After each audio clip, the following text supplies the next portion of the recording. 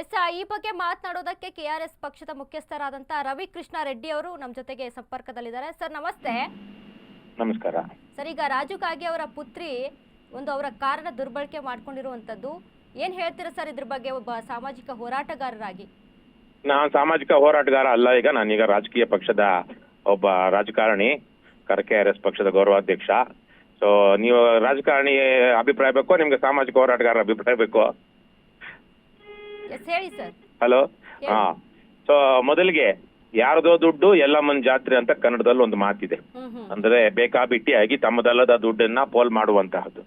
ಇವತ್ತು ರಾಜ್ಯದ ತೆರಿಗೆದಾರರ ನೂರಾರು ಕೋಟಿ ರೂಪಾಯಿ ಹಣವನ್ನ ಭ್ರಷ್ಟ ರಾಜಕಾರಣಿಗಳು, ವಿವಿಧ ನಿಗಮ ಮಂಡಳಿಗಳ ಮುಖ್ಯಸ್ಥರು, ಭ್ರಷ್ಟ ಅಧಿಕಾರಿಗಳು ತಮ್ಮ ಸ್ವಂತಕ್ಕೆ ಖರ್ಚು ಮಾಡ್ತಾ ಇದ್ದಾರೆ, ಕಾನೂನು ಬಾಹಿರವಾಗಿ.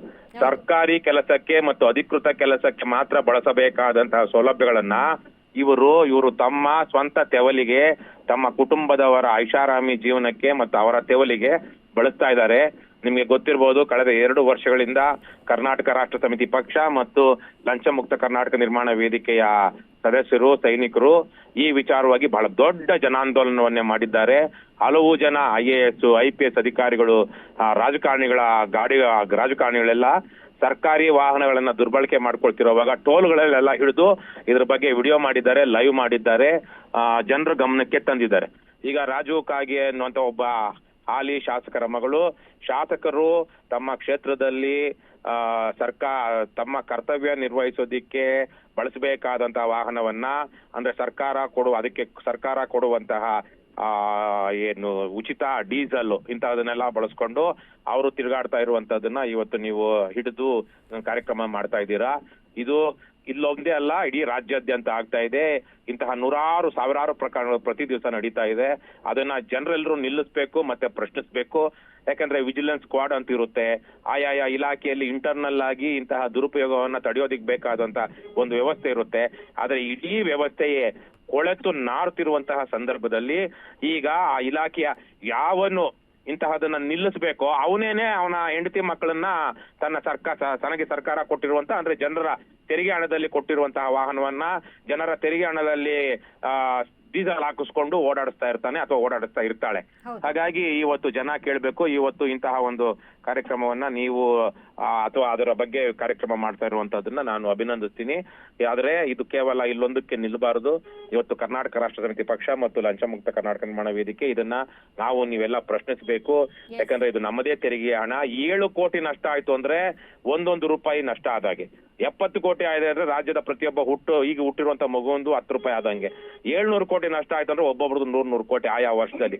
ಹೀಗೆ ನಮ್ಮ ತೆರಿಗೆ ಹಣ ನಷ್ಟ ಆಗ್ತಿರುವಂತದ್ದು, ಅದು ಸದುಪಯೋಗ ಆಗದೆ ಇರೋ ತನಕ ನಮ್ಮ ರಾಜ್ಯದಲ್ಲಿ ಬಡತನ ಅಥವಾ ಸಾಮಾಜಿಕ ಮತ್ತು ಆರ್ಥಿಕ ಹಿಂದುಳಿದಿರೋಕೆ ಬಗೆಹರಿಯೋದಿಲ್ಲ.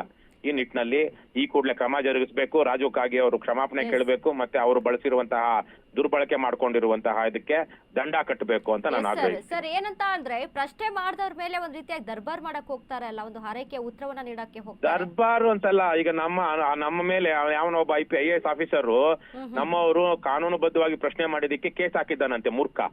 ಈ ತರಕ್ಕೆ ಸುಳ್ಳು ಕೇಸ್ಗಳನ್ನ ನಾವು ಪ್ರಶ್ನೆ ಮಾಡಿದ್ದಕ್ಕೆ ಇವರು ಸರ್ಕಾರಿ ಕರ್ತವ್ಯಕ್ಕೆ ಅಡ್ಡಿಪಡಿಸ್ತಾರೆ ಅನ್ನುವಂತಹ ಒಂದು ಸುಳ್ಳು ಕೇಸ್ಗಳನ್ನ ಹಾಕ್ತಾರೆ.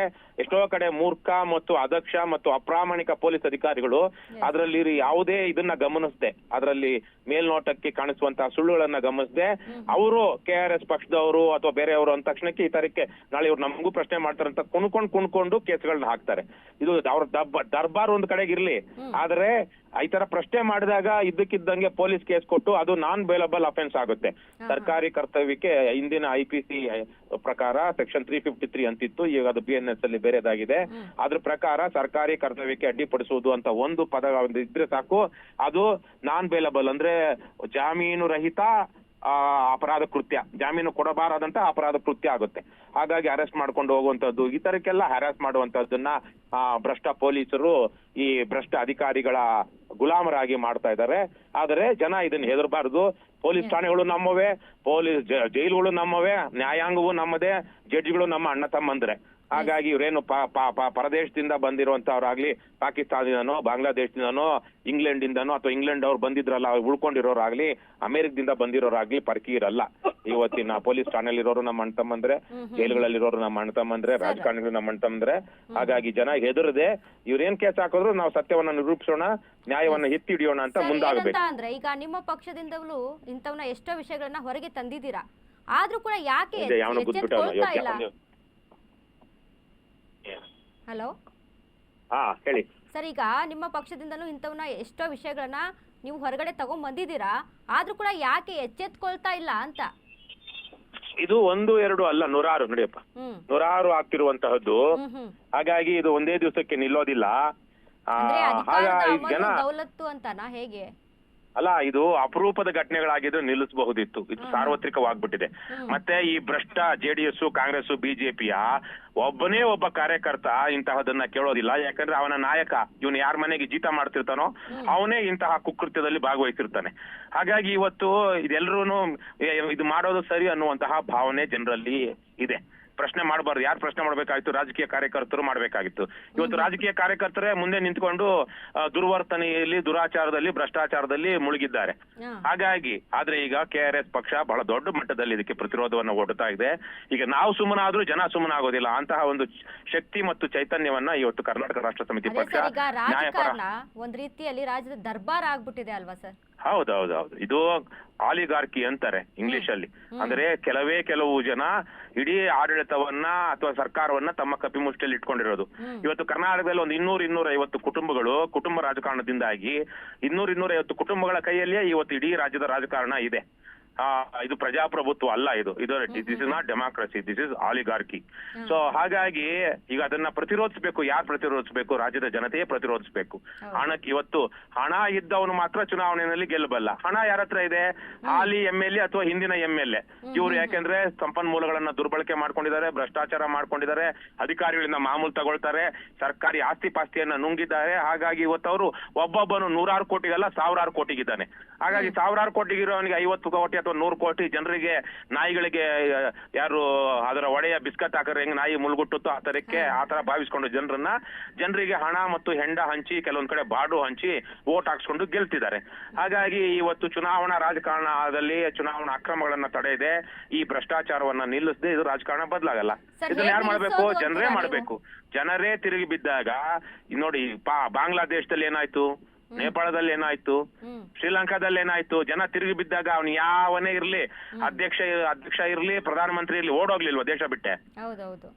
ಅಲ್ಲಿ ಒಬ್ಬ ಹಾಲಿ ಅರ್ಥ ಸಚಿವನನ್ನ ನೇಪಾಳದಲ್ಲಿ ಅಟ್ಟಾಡಿಸ್ಕೊಂಡು ಹೊಡೆದ್ರು. ಮಾಜಿ ಪ್ರಧಾನಿಯ ಹೆಂಡತಿಗೆ ಜನ ರೋಸತ್ತಂತ ಜನ ಪೆಟ್ರೋಲ್ ಸುರಿದು ಬೆಂಕಿ ಹಚ್ಚಿದ್ರು ಮಾಜಿ ಪ್ರಧಾನಿಯ ಹೆಂಡತಿಗೆ. ಇದು ಜನ ತಿರುಗಿ ಬಿದ್ದಾಗ ಆಗುವಂತಹದ್ದು. ಅದಕ್ಕೇನೆ ನಾನು ಈ ದುರುಳ ಅಧಮ ಮತಾಂಧ ಅಲ್ಲ ಮದೋನ್ಮತ್ತ ರಾಜಕಾರಣಿಗಳಿಗೆ ಮತ್ತು ಅಧಿಕಾರಿಗಳಿಗೆ ಹೇಳೋದು, ಇಂತಹ ಒಂದು ಸಂದರ್ಭವನ್ನ ಸೃಷ್ಟಿಸ್ಕೊಳ್ಬೇಡಿ. ನಿಮ್ಗೂ ಹೆಂಡತಿ ಮಕ್ಳಿದ್ದಾರೆ, ನಿಮ್ಗೂ ಗಂಡ ಹೆಂಡತಿ ಮಕ್ಕಳು ಎಲ್ಲ ಇದ್ದಾರೆ. ದಯವಿಟ್ಟು ಸ್ವಲ್ಪ ಎಚ್ಚರಿಕೆಯಿಂದ, ಗೌರವದಿಂದ, ಸದ್ಭಾವನೆಯಿಂದ ನಡ್ಕೊಳ್ಳಿ. ಜನ ಏನಾದ್ರೂ ತಿರುಗಿ ಬಿದ್ದಾಗ ನೀವು ಯಾವುದೇ ಪೊಟ್ರೆಯಲ್ಲಿದ್ರು, ಯಾವುದೇ ಗವಿಯಲ್ಲಿ ಗುಹೆಯಲ್ಲಿದ್ರು ಬಿಡೋದಿಲ್ಲ.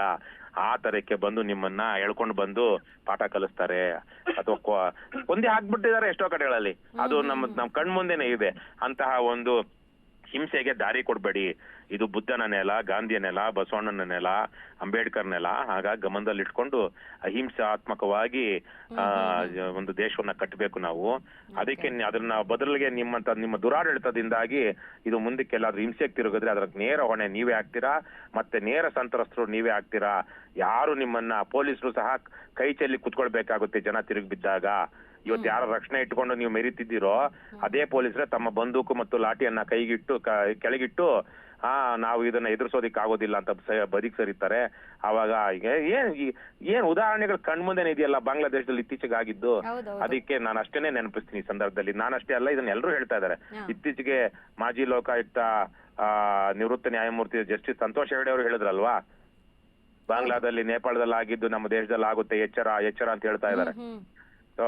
ಜನ ಎಚ್ಚೆತ್ಕೊಳ್ಬೇಕು, ರಾಜಕಾರಣಿಗಳು, ಭ್ರಷ್ಟ ಅಧಿಕಾರಿಗಳು ಎಚ್ಚೆತ್ಕೊಳ್ಬೇಕು. ಓಕೆ ಸರ್, ಓಕೆ, ಧನ್ಯವಾದಗಳು ಸರ್ ಅಶ್ವಬೇಕ ಜೊತೆ ಮಾತನಾಡಿದಕ್ಕೆ.